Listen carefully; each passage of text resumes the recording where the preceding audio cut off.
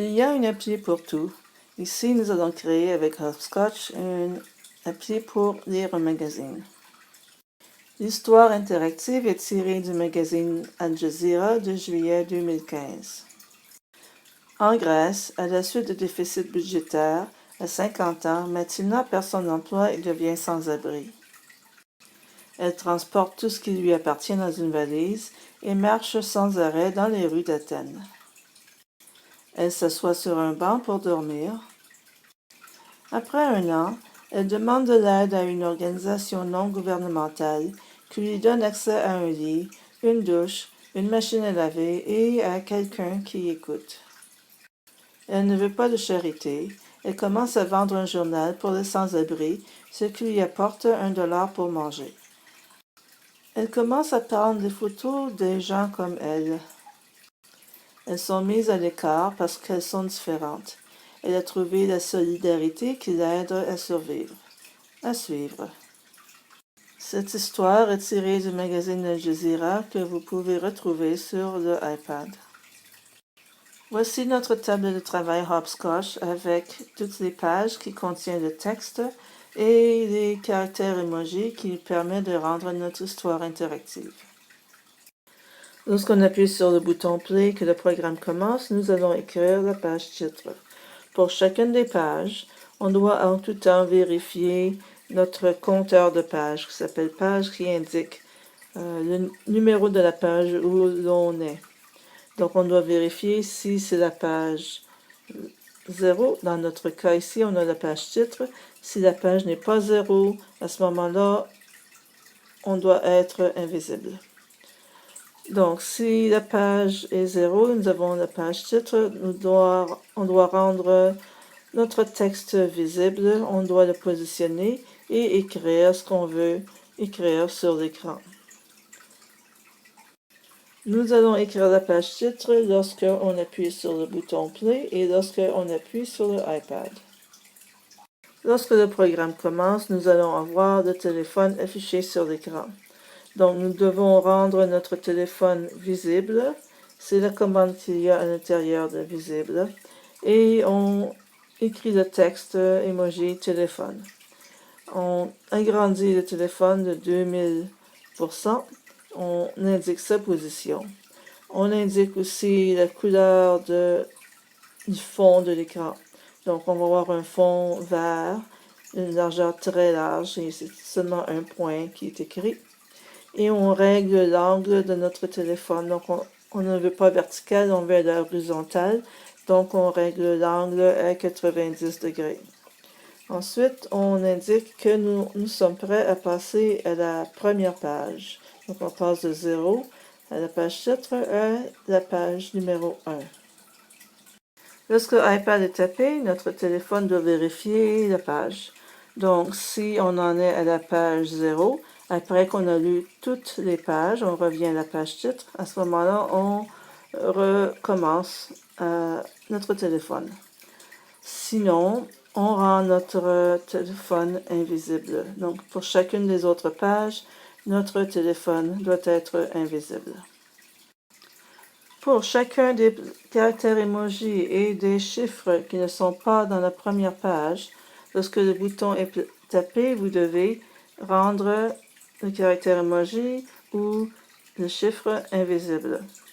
Donc, vous devez faire ceci pour la page 1, 2, 3, 4, 5 et 6 et pour chacun des caractères emoji de la page 1, 2, 3, 4, 5 et 6. Pour la page 1, 2, 3, 4, 5 et 6, donc pour chacune des pages, lorsque on tape sur le iPad, on vérifie la page. Donc si votre page est égale à 1, qui est dans ce cas-ci, on rend notre texte visible, on indique la position de notre texte, on indique le contenu de notre texte. Si ce n'est pas la page 1, on rend notre page invisible. Donc, si vous avez la page 2, ce qui va changer ici, il va y avoir 2 et 2. Si vous avez la page 3, nous allons avoir 3 ici et 3. Et pour la page 4, vous allez avoir la page 4 ici et 4, ainsi de suite. Lorsque l'iPad est tapé, nous avons ici le caractère emoji de notre page numéro 1. Donc, on vérifie si nous sommes à la page 1, on peut commencer à écrire la page 1, sinon on rend notre texte invisible. Donc, si nous sommes à la page 1, donc on rend notre texte visible, on indique la position emoji où le texte doit être placé. On indique le contenu du texte. On attend 2 secondes. On change le contenu de notre texte. On attend 2 secondes et on est prêt à passer à la deuxième page. Nous avons ici les détails de visible. On rend notre caractère emoji visible en disant set invisibility percent 0. Et on indique la position emoji ou l'endroit où tous les caractères emoji vont apparaître et la taille de chacun des caractères emoji. Voici notre caractère emoji pour la page 2. Lorsque l'iPad est tapé, on vérifie. Est-ce que nous sommes à la page 2? Si oui, on rend notre caractère emoji invisible. On indique sa position. On indique le texte que nous voulons que ce soit affiché. Et ici, nous avons l'interaction. Donc, on répète 5 fois. On avance de 300. On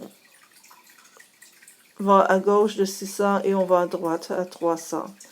Une fois terminé, nous sommes prêts à passer à la troisième page. C'est caché, mais si on a else, si on n'est pas à la page 2, on rend notre page invisible. Lorsque l'iPad est tapé, nous avons ici le caractère emoji de la page 3. On vérifie à chaque fois si nous sommes à la page 3.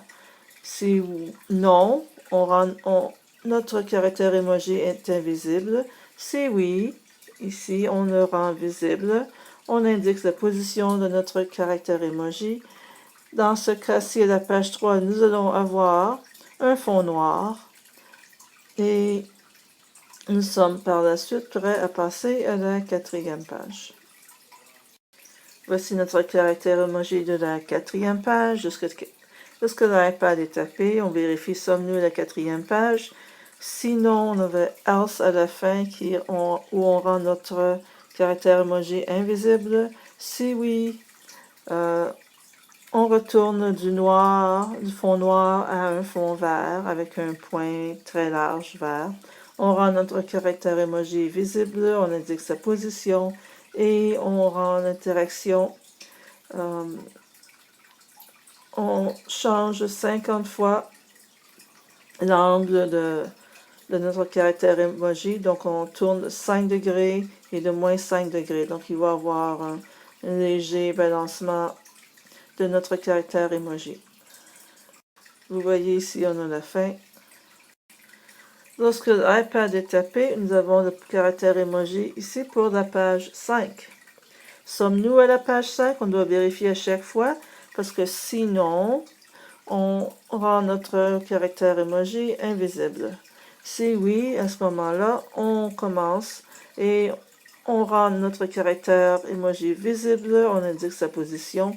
Ici, sa taille, parce qu'elle était plus petite que la taille qui était indiquée ici. On attend 1 seconde, on indique la position à laquelle le caractère emoji va se déplacer. On attend 1 autre seconde, le caractère emoji se déplace à un autre endroit et on est prêt à se rendre à la page 6.